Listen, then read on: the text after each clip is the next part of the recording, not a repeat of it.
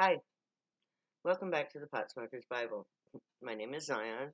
I'm the author of the Pot Smoker's Bible, which contains the prophetic book of Zion, where I get my name and where my people get their identity and their nationality.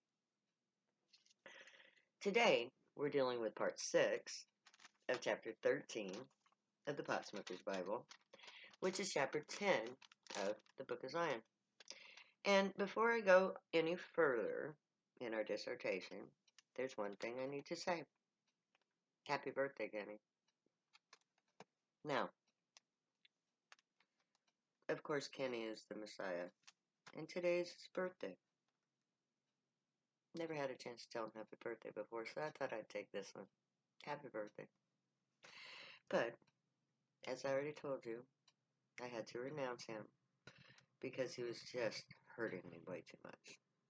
So, for the first time, I say that without pain. Happy birthday, Kenny. Now, let's get back to what's important. Because he is important because he is going to be our future king. But, this is my time. He gets to shine later. So we'll let him shine later. It's my turn to shine now. So, Isaiah 4:2 is where we're going to start our adventure today. And this is Zion 10:27. And it goes like this. In that day shall the branch of the Lord be beautiful and glorious, and the fruit of the earth shall be excellent and comely for them that are escaped of Israel. Isaiah 4:2 reminds us of the attitudes of my people towards the marijuana plant. We love a pot plant. We find it beautiful to behold. We, who have escaped the lie of the religions, have found the most beautiful plant on earth, marijuana. Isaiah 51, 1 to 3, Zion 10, 28 to 30. Hearken unto me, ye that follow after righteousness. Ye that seek the Lord, look unto the rock from whence you are hewn, and to the hole of the pit from whence you are digged. Look unto Abraham your father, and to Sarah that bore you. For I called him alone, and blessed him, and increased him. For the Lord shall comfort Zion. He shall comfort all her waste places, and he will make her wilderness like Eden, and her desert like a garden of the Lord. Joy and gladness shall be found therein, thanksgiving and the voice of melody.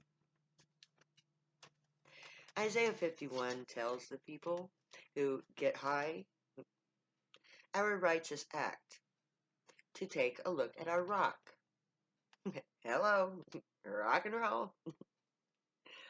I have a theory that the inspiration of our music is telepathically inspired by the grave. If you put songs together, they tell my story. You see, I bought a Stairway to Heaven. To me and to others, the music speaks. If you get high, chances are either rock, hop, or roll, all of which speaks to us on a personal level. When we are told to look to the pit of the trap we live with every day, we will get busted every time the game of narcs and druggies rolls around to us. We need to look into the unconstitutional beginning of the prohibition of marijuana and other drugs like cocaine and alcohol. Basically, all of the laws against drug use. All other laws, all of these laws violate our rights as private, self-determinating, happy people. Now, I do want to say here that the United States of America disavowed the Bill of Rights several years ago, I believe under President Obama.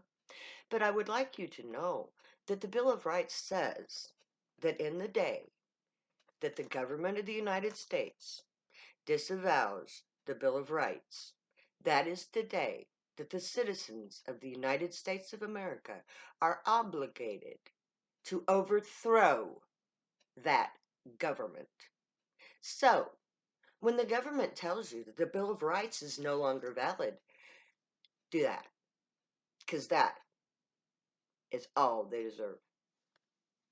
I'm supposed to put my finger away, but I'm sorry, I'll put my finger away when those who deserve it are no longer around to see it. Sorry. They find the they find flipping people off to be offensive. It is rather offensive to be true. But the Bill of Rights is the foundation of this government, and the day that they did away with that Bill of Rights, they became a treasonous government. The United States of America is no longer valid. The Constitution of the United States of America has been undermined. The laws have been undermined. The government has been undermined. The United States of America is in an act of treason, violating its own foundation.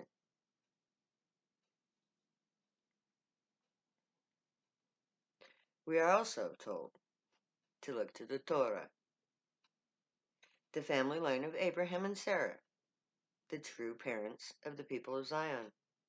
No matter what race or nation my people come from, their choice to use drugs makes them first and foremost a Jew. We are Zion. Our gray DNA makes us Israelites, the sons and daughters of Jacob. Jacob's people used marijuana, but rejected it. Then Jacob became Israel. The modern Israelites don't get high. They are the blood of Abraham and Sarah. But my people embody the soul of Abraham and Sarah. We are Jacob. Zion is told that the land she is to receive will be transformed into a Garden of Eden. Her future is full of joy and thanksgiving. Her people will be happy in their new home. The wasteland will be reborn, the deserts like a garden. Isaiah 50:8 and 9, Zion 10:31 and 32. He is near that justifieth me. Who will contend with me? Let us stand together. Who is mine adversary? Let him come near to me. Behold, the Lord God will help me. Who is he that shall condemn me? Lo, they all wax old as a garment. The moth shall eat them up. Now, Isaiah 58:9 is a direct challenge to the government and the church. Zion is filled with knowledge and truth. She issues a challenge for everyone who thinks that they can disprove her facts. She takes on all who accept her challenge. Remember what I said earlier about accepting my challenge? Yeah. Now, the Grey are always watching over Zion. She knows that everything she sees, they see. Everything she hears, they hear. She knows from experience that she will have whatever facts she needs. No matter the question, the Grey know the answer. She always knows that the people who are not likely to challenge her are the ones that are most likely to challenge her are the oldest members of the establishment. The governing body in Washington is for the most part 60 to 80 years old. Most of the clergy are also elderly. Thus, her opponents wax old. Psalms 94:19 through 23, Zion 10:33 to 37. In the multitude of my thoughts within me, thy comforts delight my soul. Shall the throne of iniquity have fellowship with thee, which frame mischief by a law? They gather themselves together against the soul of the righteous, and condemn the innocent blood. But the Lord is my defense, and my God is the rock of my refuge. And he shall bring upon them their iniquity. and shall cut them off in their own wickedness. Yea, the Lord our God shall cut them off. Now, Psalms 94 delights in the truth left for the use of Zion. It explains that it is the creation of laws that oppose the people of Zion. It promises the defense left, which will undo the laws, which condemn the innocent. It also promises justice to the innocent, as the wicked pay for their crimes. The truth will be glorious to the righteous people of Zion. Now, verses 20 and 21 tells that the throne of iniquity, the church, will be the source of the persecution of Zion. The government body of America, the United States, is by and large Christian. The government officials go to church or religious services every week. They are the ones that created the laws opposing the people of Zion. The church and state work together to condemn the drug users. The preachers preach anti-drug sermons. The government propaganda machine, Hollywood, and the news media service criminalizes my people's activities. Together, the society's elite condemns my people, Zion. However, I have a sure defense in the Torah. The Grey have provided me with all of the evidence that I need to convince my people of their true identity. We are innocent. There is no justification for the war on drugs. The Bible is all the proof that I need to justify myself and my people. You see, the war on drugs is really a war against the people who use drugs. It's a war against drug users. War is an armed conflict between two sovereign nations. The nation in charge versus the nation of drug users. Drugs are an objects. Objects can't wage war. People wage war. The United States declared war on drug users. Now, they will have to deal with the ramifications of that declaration. By declaring war on my people, they have in a sense created a nation from them. The United States identified drug users as a separate nation capable of waging war. We have the right to declare our independence as a nation called Zion.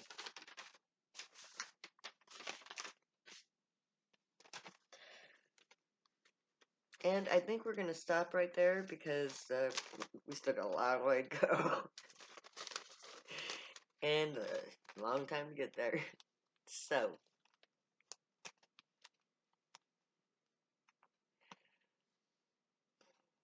how does it feel to know that you're no longer an American? Or whatever country you live in. Because that goes for all the countries. You see, we are a separate nation. A people without a homeland. A people without a leader. We have a name.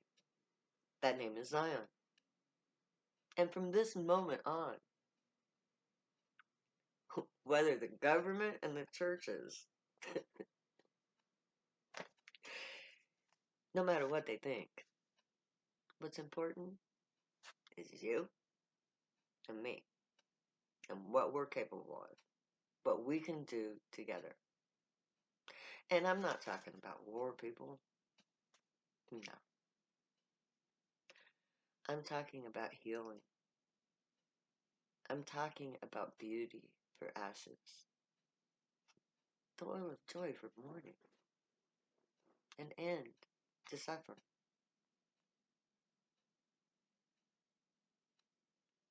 And that's so much better than money. Now, stay happy and high, my people. God bless you. Happy birthday, Messiah. See you later.